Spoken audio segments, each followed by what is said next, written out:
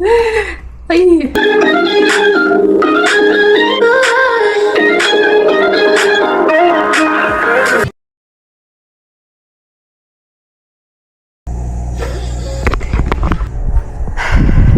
هلو هلو جايز، عاملين ايه؟ يا رب تكونوا بخير. النهارده قلت هصور لكم انبوكسنج للجفت اللي انا يعني للجفت بتاع عيد ميلادي. ف شكلي باين ان انا تعبانه، بس انا هعمله والله.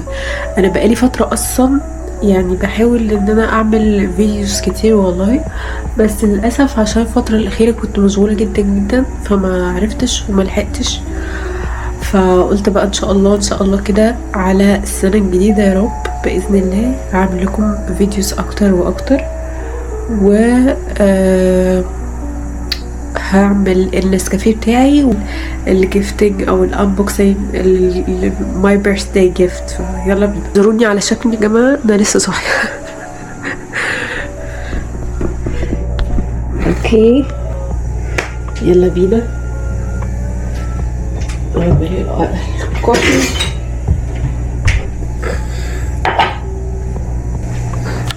بستخدم مصر كافيه.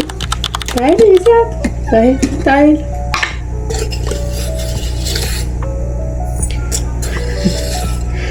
زعتر على طول ايه مرافقتي، وعايز على طول والباي باي والباي باي. خلاص يا ستي. لا طيب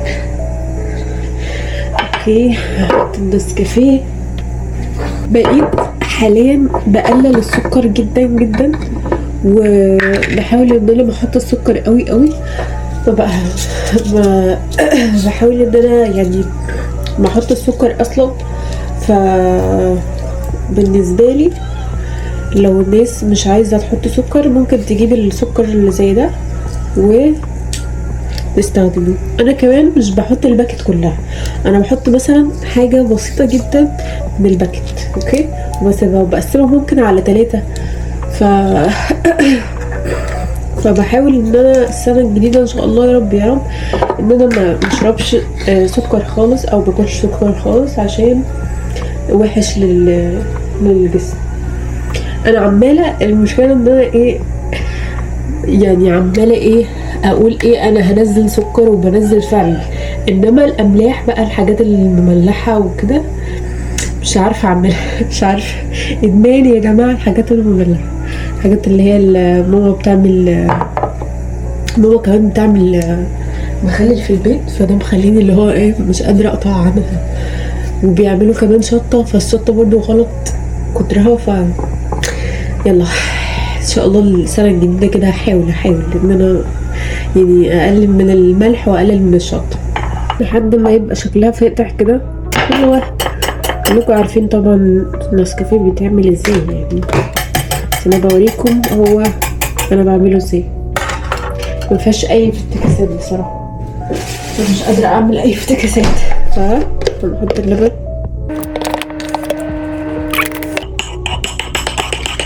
كنت بفكر يعني اروح الجيم بصراحه، بس مش عارفه مكان قريب، مش عارفه مكان قريب عندنا في جيم مثلا يبقى قريب من عندنا ويبقى حلو كويس يعني للبنات. فاستاهل في حاله التمرين يعني بصراحه. كنت بدور من كام اسبوع كده على موضوع الجيم ده عشان عايزه اروح الجيم وعايزه انتظم في الجيم عشان التزم بالجيم يعني. لازم نغسل نفسنا ان احنا ايه نروح الجيم ونروح الحاجات حتى لو ايه مش قادرين تعبانين. الاستمرارية دايما وان احنا نحط نفسنا في الحاجة بتخلينا نعرف ننجز حتى لو مودنا وحش. نشرب النسكافيه وهقول لكم ولا هقول لكم نعمل انبوكسنج وانا بشرب النسكافيه. اوكي يلا بينا.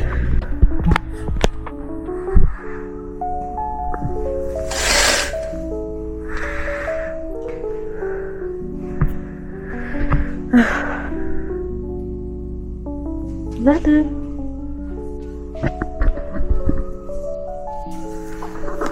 زعتر طبعا ايه مبهدل الدنيا،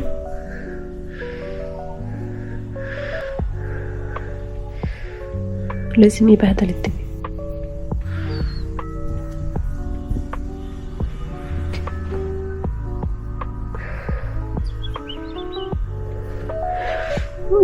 كياوا، يلا بينا نشرب النسكافيه بتاعنا ونروح نعمل انبوكسينج. زعتورة.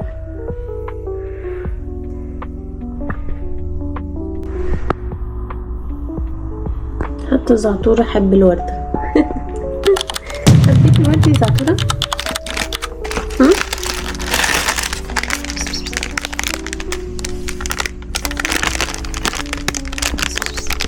اتفضل.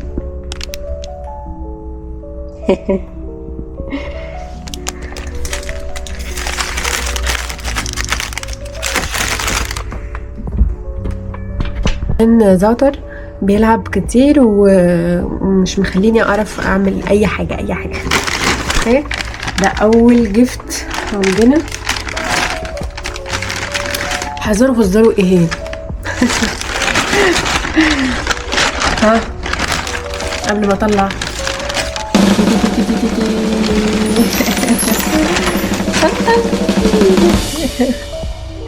ايه رايكم؟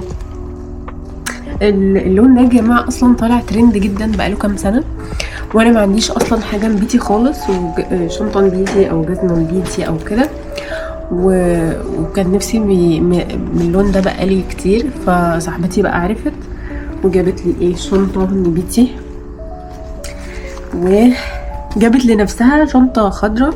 فاحنا ممكن نعمل ماتش كده وايه ونصورها سوا مع بعض عشان تشوفوها. ايه رايكم؟ شكلها كيوت خالص اصلا. بس انا اصلا ده الاحجام الكبيره دي مش ستايلي خالص، بس قلت اجرب في مره كده، يعني ايه، اجرب الحاجات الكبيره دي. تنفع في الشغل، تنفع في الكورس مثلا، تنفع في الجامعه، حلوه يعني. اوكي، عندنا بقى الكوريان جيفتس. متحمسه لها بصراحه الكوريان جيفت دي، شكلها كيوت اصلا، لونها احمر. دي ورده، هي حتى نسيت احط لها ميه وسبتها كده، وقلت هعمل انبوكسنج الاول فبنسى. فقصدي يعني كنت مشغوله جدا وما قدرتش، وكنت تعبانه بعد ما كنت مشغوله كنت تعبانه شويه، كانش عندي طاقه ان انا يعني اصور لكم وكده. فقلت ان شاء الله كده، ان شاء الله اول ما يبقى في عندي طاقه اصور لكم الانبوكسنج. فللاسف دبلت، فمش عارفه بقى دلوقتي ممكن اخلعها واحطها في ميه وسكر وكده، او ميه وعسل، او ما اعرفش بقى هما بيحطوا ايه. ميه وسكر، بحط ميه وسكر. يعني ما بحسش باي فرق، بتبوظ برضه. فانا مش عارفه يعني بجد، لاي حد يعني حصل معاه او جربت معاه ان هو يحط الورد مثلا ويقعد فتره اطول، قولوا لي الطريقه في الكومنت. اوكي، لا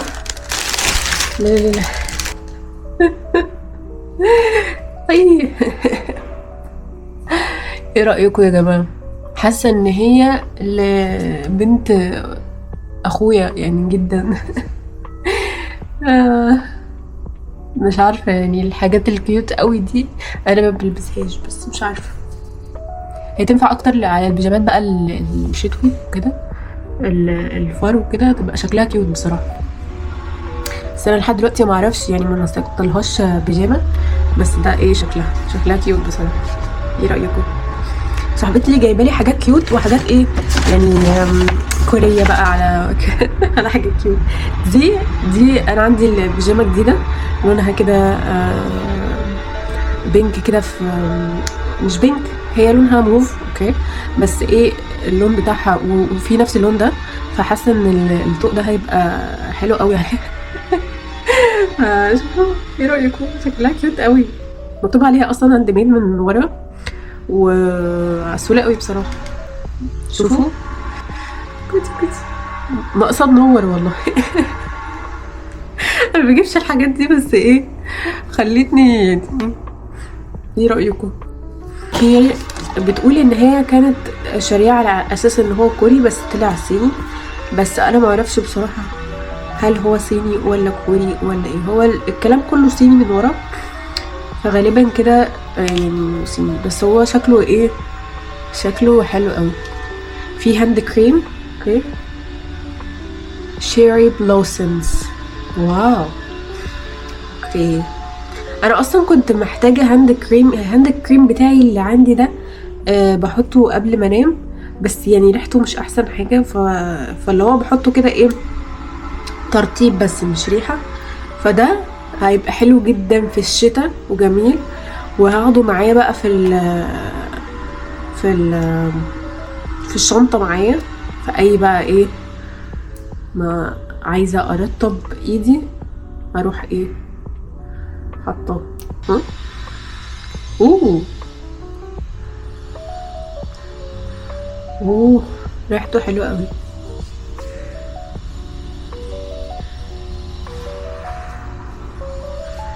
واو، تحفه، ريحته جميله. وايه ان شاء الله كده ايه هاخده واحطه معايا في الشنطه. cleaning moisturizing وجنتل سكين كير. فانا معرفش ده ايه يعني، هل ده ماسك يعني حاسه ان هو مش ماسك تقيل يعني، مش عارفه هل ده ايه. اول مره اشوفه مكتوب عليه بيوتي تروث، حتى مش مكتوب عليه ميد ان ايه او كده، مش عارفه. فتعالي نشوف التاني. ده كولاجين، اوكي. كولاجين ده حلو بصراحه يعني، كولاجين وحتى يعني ايه عاملين شكله عامل ازاي، بس انا مش عارفه هل يبقى شكله كده فعلا ولا لا. مكتوب لايت انتي رينكلز ماسك للحاجات اللي هي للتجاعيد وكده، فكولاجين، فحلو قوي الكولاجين يعني. انا بالنسبه لي احسن ماسك نجيبه الفتره دي هو الكولاجين ده. شكله كيوت قوي اصلا، الجفت دي كيوت قوي. اوكي، وبقى مع المفاجاه الكبرى.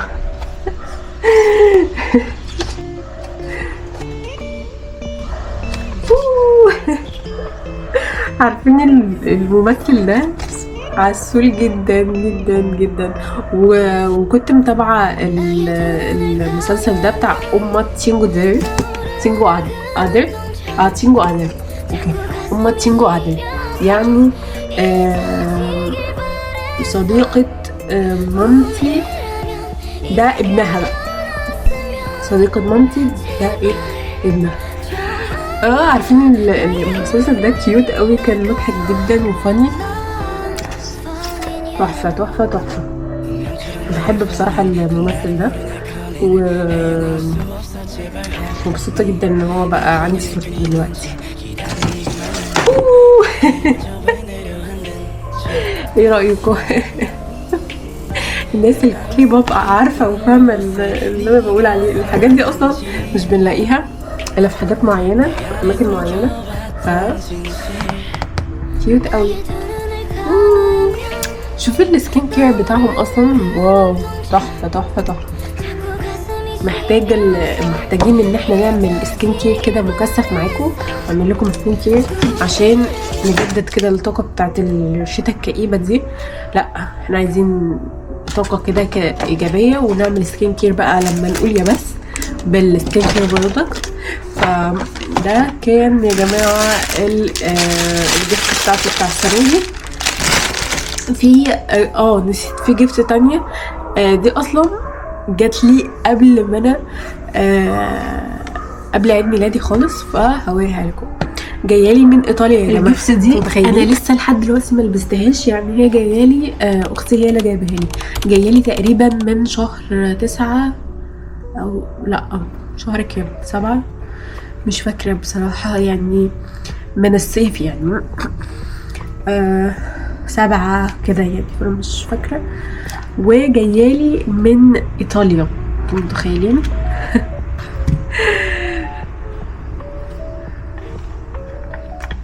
ولسه لحد دلوقتي ما لبستهاش، وعايزه البسها مع الحاجات النضيفه دي، يبقى شكلها تحفه. بس شوفوا يا جماعه الديتيلز والتفاصيل، شكلها كيوت. شوفوا، مش عارفه هي باينه في الكاميرا ولا لا، بس هي تقريبا نفس لون الشنطه بتاعتي الجديده. فانا ممكن بقى نعمل ايه، اوتفيت تشيك كده بالشنطه الجديده والبريسلت الجديده. فقولوا لي رايكم. بصوا هوريكم حاجه اخيره. اوكي، الشوكليت دي اختي كانت جايبها لي من المانيا. I think ان هي من المانيا، كان المفروض ان هي تبقى سليمه يعني، بس هي ايه اتكسرت معاها في الشنطه، فمكتوب عليها I love you اهو. كيوت قوي، وفيها من جواها اصلا مكسرات من جوه. من سويسرا من سويسرا. ده الماركه بتاعتها. اوكي، من سويسرلندا. اوكي، فمكتوب عليها الانجريدينتس بتاعتها، شكلها اصلا كيوت، وقلت ان انا مش هاكلها الا لما اصورها لكم. اوكي، او بحاول ان انا يعني احاول ان انا اصورها، بس مش عارفه يعني، انا حزينه قوي ان هي مكسوره. فان شاء الله اصورها كده على الانستجرام وانزلها مع الصور بتاعتي بتاع البارتي. رحنا مع اصحابي كلهم، جمعتهم في كافيه، ورحنا قضينا وقت كده حلو في الكافيه، وقعدنا نتكلم، وكان وقت لذيذ بصراحة. كان مختلف لانه هما كلهم ما كانوش يعرفوا بعض، فتعرفوا على بعض، وحسيت ان هما يعني استلطفوا بعض.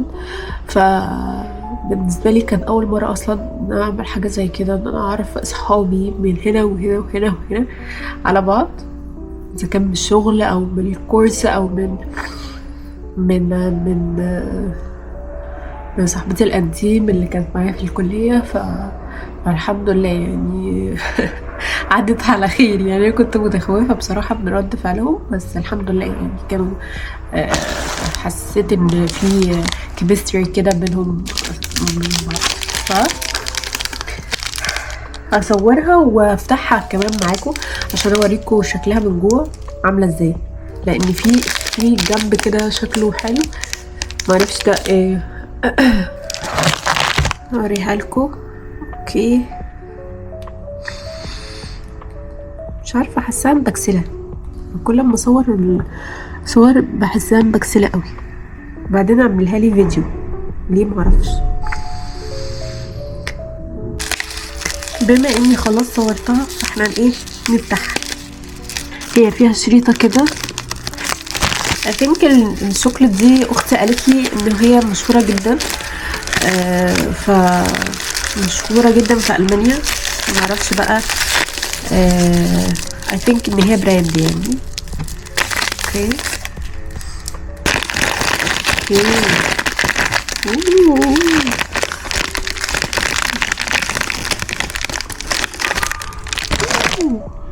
شكلها يا جماعة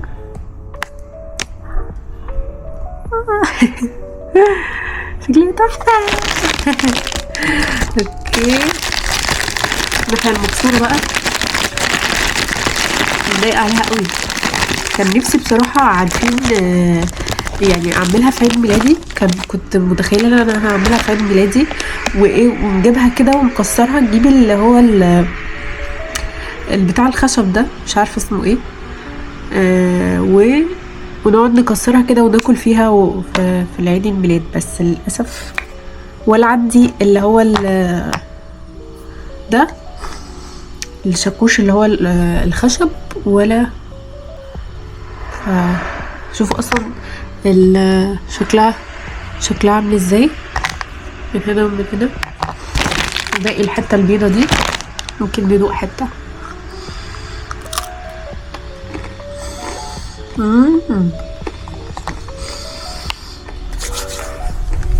حلوه قوي صح.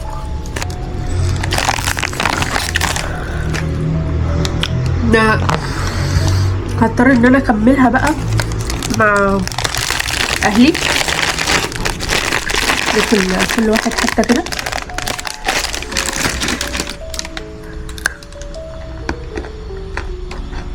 بس هي فيها بندق من جوه.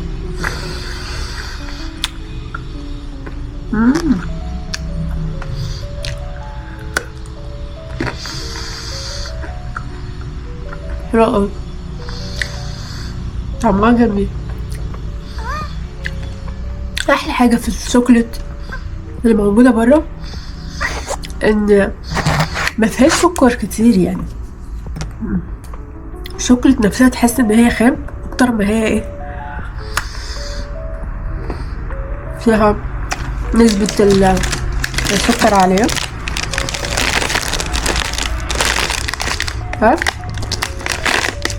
خليها بقى اكملها مع اهلي.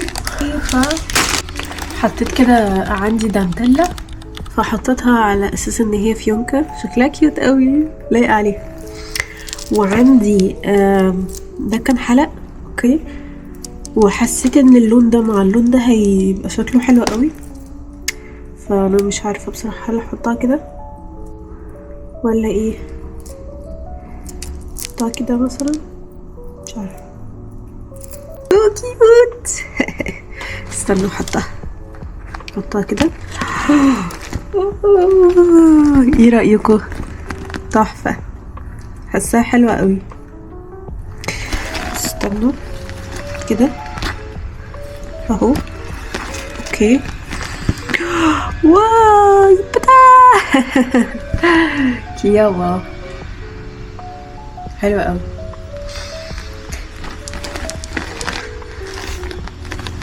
عارفين الحاجات دي سو ترندي قوي، فحاسه ان هي شكلها كيوت قوي عليها. بصوا عسوله قوي. بصوا يا بنات، ده انا كنت عامله الفازه دي بايدي زمان اوكي، ف I think ان انا عايزه اقصرها اكتر لان هي ايه طويله قوي ونحطها فيها، بس اقصرها الاول مناسب، مش عايزاها تبقى طويله يعني. ممكن نقطع الحتت اللي تحت دي اوكي. ده يبقى شكلها. مشكلة ان هي ايه دبلانة خالص، بس يعني على قد ما اقدر بقى شكلها في النور كيوت قوي بجد. حطيت لها ميه بسكر، فانا مش عارفه بقى هل كده تمام ولا ايه الكلام. الاحسن ان احنا ناخد الامبولات دي بتاع فيتامين د وايه ونحطها على لبن، نحطها على عصير تمام، ف حلوه جدا جدا. مشكله بقى في كسرها، قبل كده كسرتها وانا بكسرها رحت عورت ايدي. حطها كده على اللبن.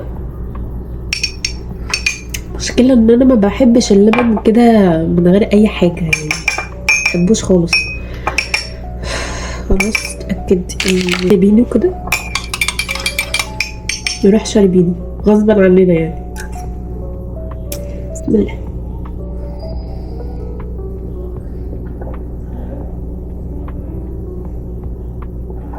جوسي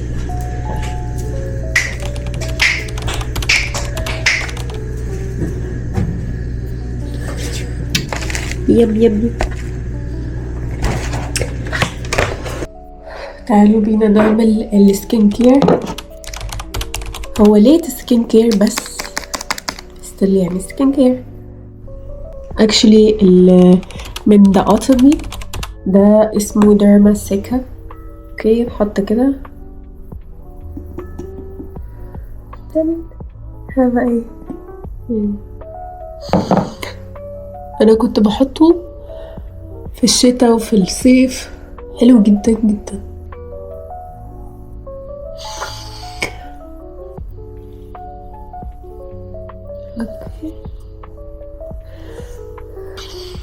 اول ما الشتاء بيدخل للاسف بشرتي بتنهار. ليه؟ عشان بنسى اشرب ميه كتير وانا بشرتي جافه جدا. فبالنسبه لي بقى ايه اكبر عدو ليا؟ ان انا بحاول ان انا اشرب وارطب كتير في الشتاء عشان بشرتي ما تبقاش جافه اكتر ما هي جافه يعني. اوكي بعد ما نحط السيرم بتاعنا عندنا الكريم ده. اكشلي الكريم ده انا ما بحطوش في الصيف. ليه؟ لان هو very thick كده يعني سميك سميك، وانا ما بحبش الكريمات السميكه في الصيف، بحس ان هي بتلزق كده. بس اوريدي انا بشرتي اصلا بتمتص اي حاجه، بس بحس ان هي برضو ستيكي ستيل ستيكي، فبحب قوي احطه في الشتاء عشان الكريمات الستيكي دي تنفع اكتر في الشتاء، تبقى احلى بالطريقه اكتر.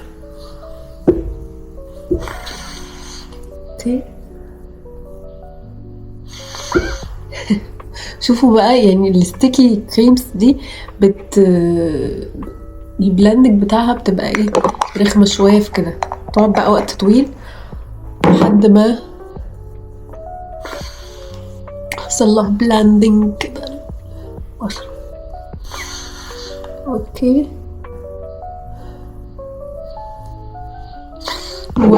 والكريم ده اكشلي انا ده اسمه الكريم ده اكشلي انا بستخدمه علشان فيه هاني،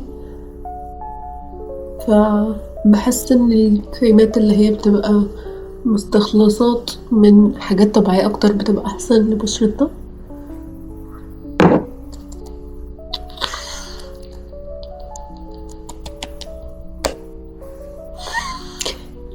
وده ليت سكين كير بتاعي.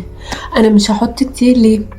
عشان احنا اولا لسه في الصبح، ثانيا عشان عندي حبوب هنا، فالحبوب دي لما بحط سكين كير كتير وبحاول ان انا اهتم ببشرتي اكتر واكتر بحس ان هي بتنتشر اكتر، فبحاول ان انا استخدم 2 برودكت مثلا او برودكت تبقى قليله عشان ما يبقاش فيه حبوب زياده.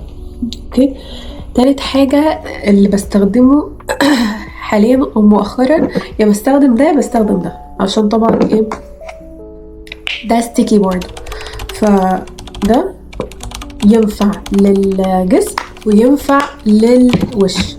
فالكريمات اللي نوعها زي كده بحس ان هي ايه تقيلة اصلا على الوش، وانا بشرتي خفيفة، فاي كريم مثلا ستيكي بيبقى ستيكي قوي قوي كده، فبحب احطه على جسمي اكتر من على وشي.